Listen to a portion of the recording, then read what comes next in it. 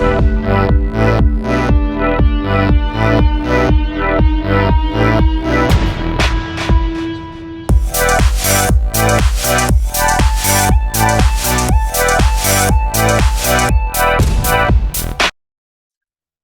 everyone to VMblog's 2022 Mega Series, and today we have the pleasure of speaking to Bruno Kurtic, the founding VP of Strategy and Solutions at Sumo Logic. And today's topic is focused on security and DevOps. Thanks for joining us today. Exciting to be here. So I know Sumo Logic's been around longer than a decade. Remind viewers of its journey and where the company's headed today. Sure. You're right. We were founded in 2010, so we're coming up on 12 years now.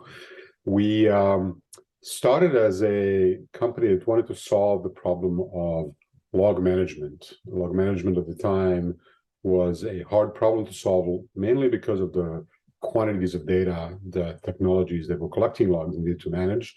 All of those technologies at the time were on-prem technologies, and that was just a losing game. Like enterprises and technologists were spending too much time managing the systems themselves rather than managing the actual insights that can get out of that data. So we wanted to solve that problem, and ultimately solve that problem by making a SaaS technology that was focused on analytics, that it essentially delivered to the market an approach that helps it worry more about what are these bits of data telling me versus how do I keep this thing running.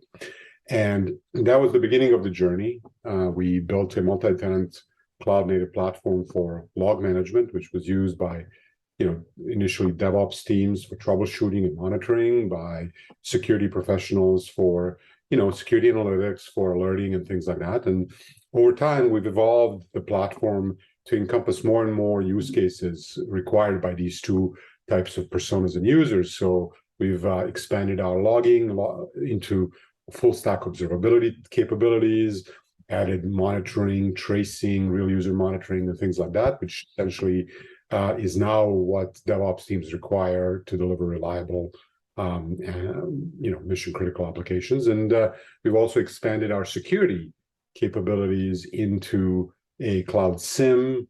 We've acquired a company in the source space, automation response space, and we're essentially completing those portfolios, and we're moving.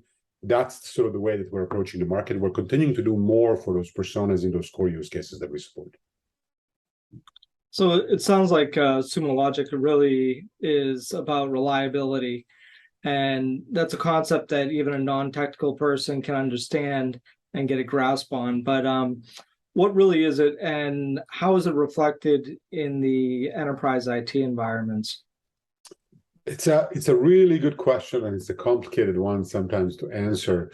The way that I sort of think about this is that reliability means a very different thing to an IT persona or a developer than what it means to a business person or somebody who owns the ultimate product of those technologists that work in the organization, right? What we like to do and how we think about reliability, because we largely serve highly digitized companies who are going through digital transformation, companies who are serving their customers through their own software and applications they build, and who generate revenue through those applications, right? So it gets easier and easier to sort of tie those two concepts of reliability that are different in definition in the back end and the front end, because when you start putting your users as a first sort of concern, you have to start thinking about reliability as, what do I need to do to make sure that my users are experiencing a delightful experience when interacting with our business, with our digital applications? There's lots of concepts that have been introduced in order to facilitate that conversation, facilitate that thinking improvement, right? You don't want to be thinking about, a reliability of a container or a node in your cluster. You want to be thinking about, if my user is searching for something, how long does it take for them to find it? Are they actually able to find it? How long do they have to wait for an average page to open and things like that? So reliability can be actually expressed as something that your ultimate users are going to be feeling and experiencing. And when you start connecting the dots from that user experience all the way back to the technology, then you can have a productive conversation between owners of the business and the actual technologists building the capabilities. Now, can you talk about digital transformation and how that's affecting new cyber attacks, how that's changed the way enterprises protect against threats? So digital transformation is not a new concept, right? It's been going on since the World Wide Web, right? But it's really been accelerating as the sort of the enterprise were starting to move into digital, not just sort of obviously digital business models like media entertainment, where you are switching from traditional newspaper, say, to an online content, but also to take digital and improve existing products and services, physical products and services, embedding technology into previously non-technologically sort of based products, into supply chains, how we reach our customers, how we deliver goods and things like that. So digital transformation, as it's been evolving and technology has been evolving to facilitate it, has really accelerated in recent times, and it has pushed enterprises who want to be more competitive in digital to adopt these new technologies, which means that we have sort of left the world of sort of perimeter-based security in our data center, where we, build a thick wall around it, put a bunch of firewalls and proxies and other things that are essentially meant to keep the bad people out. And then we leave the GUI soft middle, which was, relatively unprotected, right? Because we relied on perimeter. As we moved into digital transformation and people want to deliver products faster, build more scalable applications, they move to the cloud, they adopt technologies that they don't control, where you cannot build a perimeter around, you cannot build a thick wall, you're running on a computer, somebody else's computer, and right next to you on a virtual machine, right next to you could be the person trying to hack you, right? On the same computer, and they legitimately procure that CPU, right? So the whole model has shifted entirely. We're now having to think about the workload itself, the application itself. You have to think of that GUI center and how do you protect it without assuming you can protect the things that surround it, right? And so that's the kind of landscape that has changed, and that requires new tooling, new thinking, new paradigms, much deeper collaboration between engineers and security professionals. The SOC team and the DevOps team have to be hand in hand, thinking about both how to prevent security issues and how to defend and respond to security issues if you have. So it's a whole brand new world. Requires a lot of different thinking. So as a cloud native company, do you have customers that are still on premise? And if so, what are the specific industries or geographies that are using still on-prem? It's a good question. And, as much as I would love to be able to say, no, it's cloud everywhere, right? It's all cloud. It's not the case. And we do have customers, quite a few actually, not the majority, but quite a few who are running on-premise, who are using us for their on-premise workloads, right? They are wanting to build applications that are serving their customers digitally. They are looking for more modern tools and modern technologies to help operate and secure those. And, look, on-premise technologies are going to be with us for a long time, if not forever, right? Not every workload is going to move. They might decades from now, who knows how the landscape is going to evolve. And there are certainly industries and businesses and geographies, to your point, that either due to the regulatory pressures, policies, internal policies or external policies, governmental or otherwise, have to sort of evaluate these moves to the cloud at different paces than some other industries. Like, you look at tech in North America and you look at retail and media, mostly cloud, all in cloud, right? Nothing else is being built on-prem. But then even in the United States, you have industries like, energy, right? Where you've got regulations and critical infrastructure and other things that some of it just doesn't can't run in the cloud yet. The technologies required aren't up there.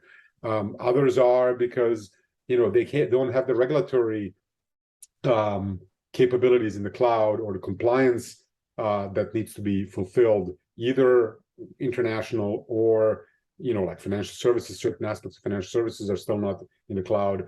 But in just about every industry and in every geographic region, you see an accelerated move to the cloud. Nobody's fully behind, outside of the cloud, and it's going to continue, right? So it's not going to happen overnight, and we still have on-prem customers, and we still have to straddle and help them across their workloads and on-prem and in the cloud. But people are moving. It is a trend that is not going to stop.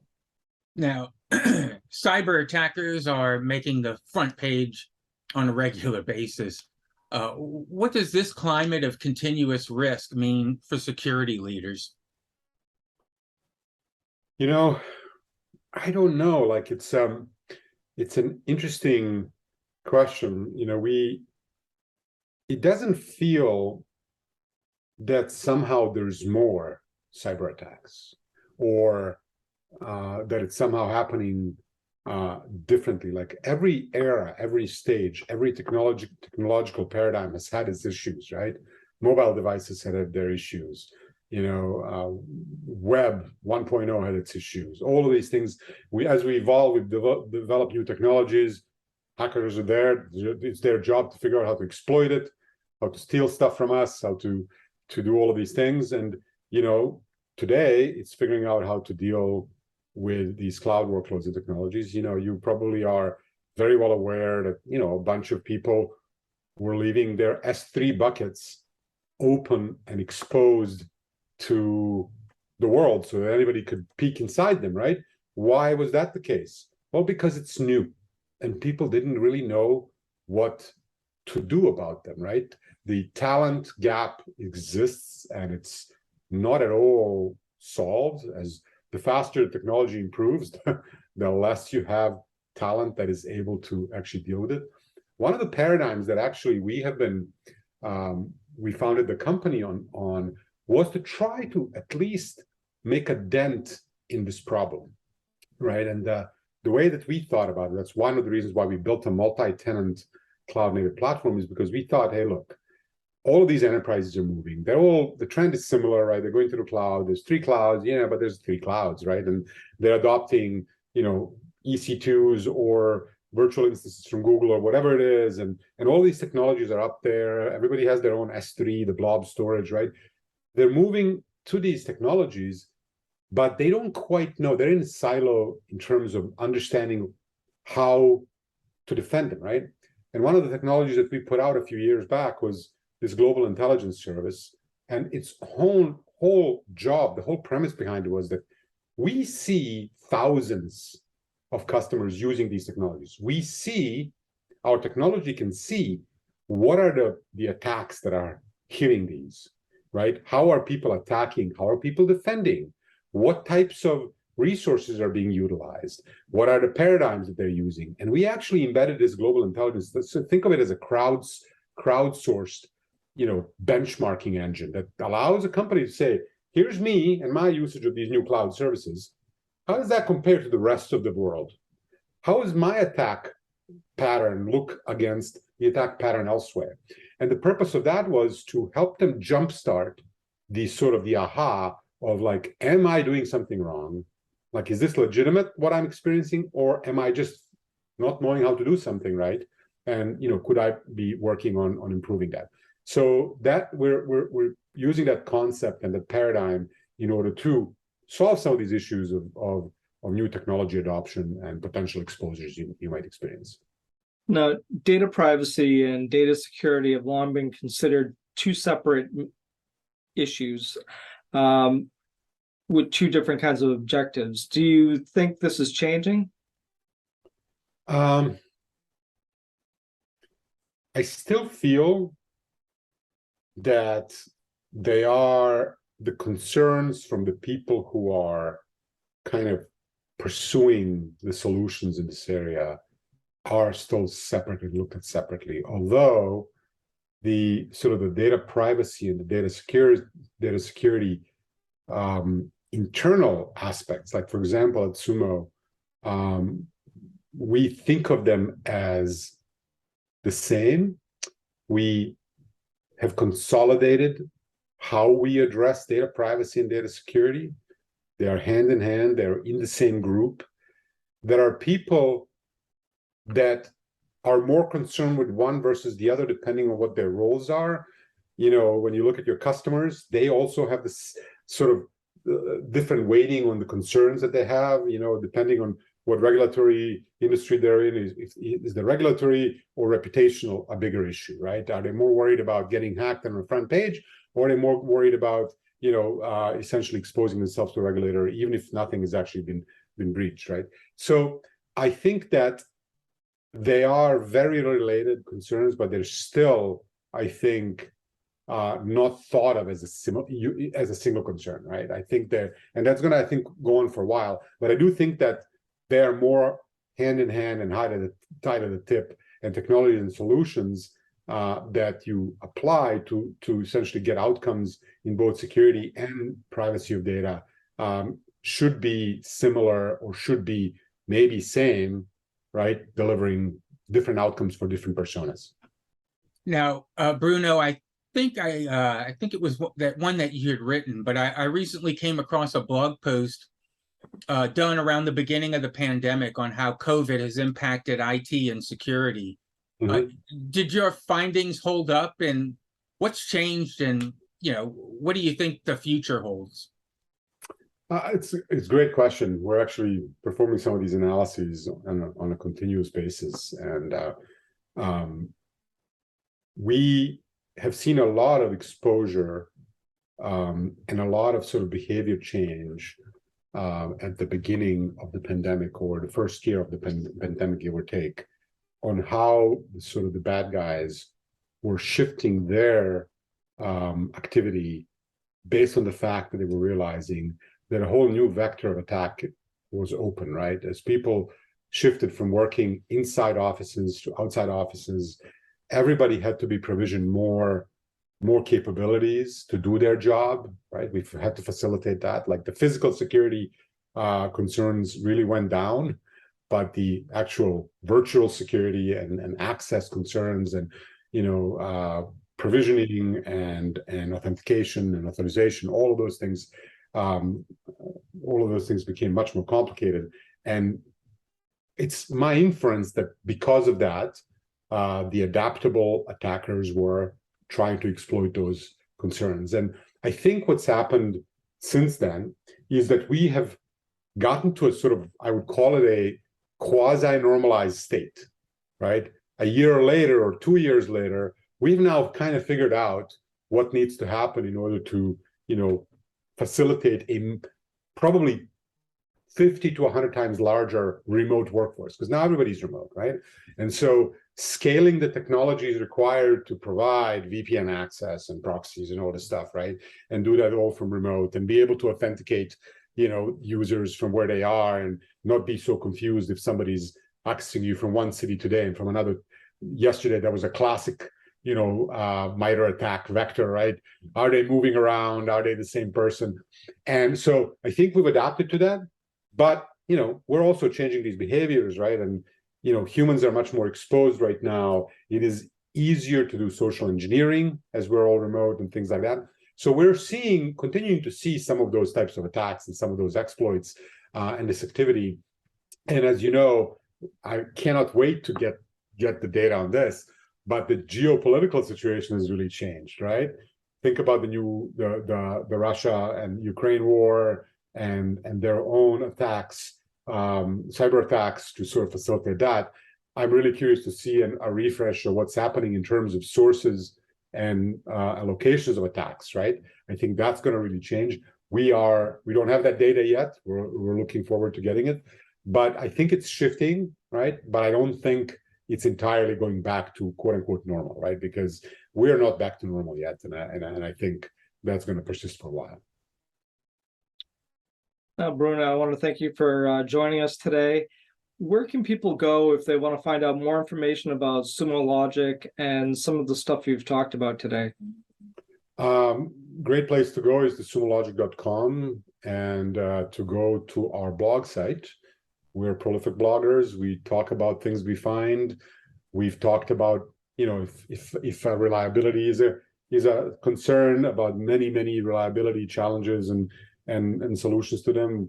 If security is a concern, we blog about emerging attacks. We blogged about Heartbleed and all of these attacks as they came out. We use our blog to help our customers defend themselves, right? As we learn things proactively, we publish them out in our product and we publish them on the blog. We want everybody to fare better. So even if they're not our customers, right?